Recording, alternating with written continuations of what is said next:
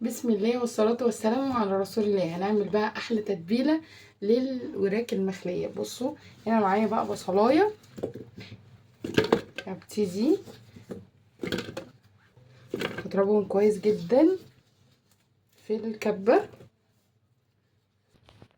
بصوا هضربهم كويس واحط عليهم بقى شوية خل وشوية ملح عشان ينزلوا كل بقى، يعني ناخد المية بتاعت البصل والطماطم كلها بقى هنزله وهعصر ميته كويس جدا، كل السوائل اللي منه.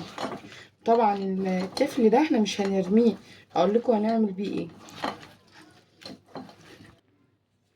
بصوا صفيت بقى كل السوائل اللي كان في الطماطم وفي البصل، عصرتها كويس جدا. وبعدين هبتدي بقى اعصر كده ليمونتين،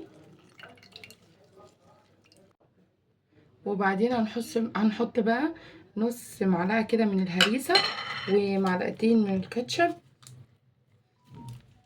وعلبه بقى زبادي. بصوا هنا بقى حطيت الزبادي، معايا هنا توم بودره وبصل بودره وسماق. السماق في الشوي بيكون حلو جدا. وهنا بهارات شيش طاووق اللي هي الاكياس. انتوا لو مفيش بهارات الشيش طاووق ممكن تستبدلوها ببهارات الفراخ عادي، والكاري والجنزبيل وفلفل اسود وهنا بابريكا مدخنه بتكون حلوه قوي ما شاء الله، وملح. وخلي بالكم ما تزودوش الملح جامد عشان احنا حاطين اصلا دي. مش قادره اقول لكم اصلا ريحه البهارات خارجه ما شاء الله تبارك الله، ميكس كده رهيب. بصوا ما شاء الله اللهم بارك، التتبيله شكلها خطير. بصوا بقى انا جبت الوراك مخليه وانا قطعتها كده رباع رباع، وهحطها بقى في التتبيله. او يا جماعه ممكن تجيبوا فرخه كامله وتخلوها وتحطوها في التتبيله دي، وتبقى فراخ شيش كده، بتبقى حرفيا خطيره. ونبتدي بقى نعمل لها مساء. كل ما بتقعد طبعا في التتبيله كل ما بتكون احسن واحسن. نسيبها بقى في التتبيله كده شويه محترمين. هي طبعا لو اتعملت بالليل بتبقى احلى واحلى كمان. وارجع لكم تاني. ليه حطيت بقى شويه زيت كده، وبعدين هحط بقى معلقه قصدي مكعبين زبده. ولازم تكون الحراره عاليه جدا علشان خاطر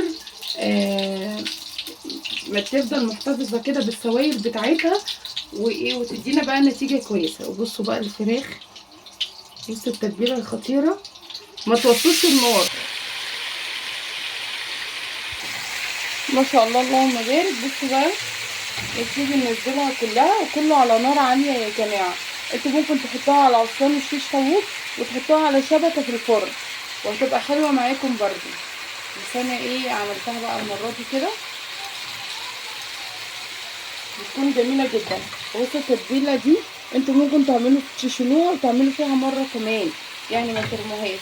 وهي هتنزل بقى كل السوائل اللي فيها وكله على نار عاليه، ما توطوش ابدا. بسم الله اللهم صل على سيدنا محمد. بصوا بقى العيش، وهنا قطعت بقى بصلتين كده جوانح. بصوا بقى احط كده رشه بقى من السماق،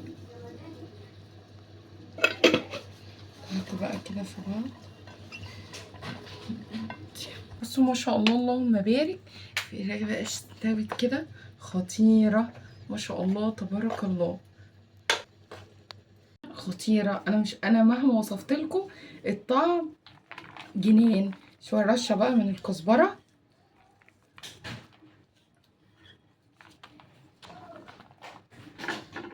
قد ايه طعم مرعب بجد، طعم تحفه.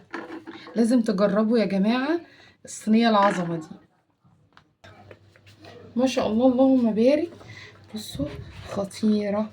عيش بقى يا سلام بقى لو حطيته بقى كده في قلب بقى الصينيه اللي انت عملت فيها كده. بصوا الشيش، بصوا خطيره شاورما. الله.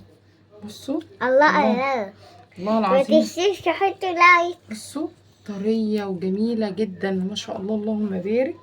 حطوا بقى شويه كده بصل كده. ياه، كلمة تحفة دي قليلة. يلا ما تنسوش بقى تحطوا لي لايك وتعملوا لي تشتركوا في القناة عشان نعمل وصفات كتير جاية مع بعض. ما شاء الله، اللهم بارك، وسلام.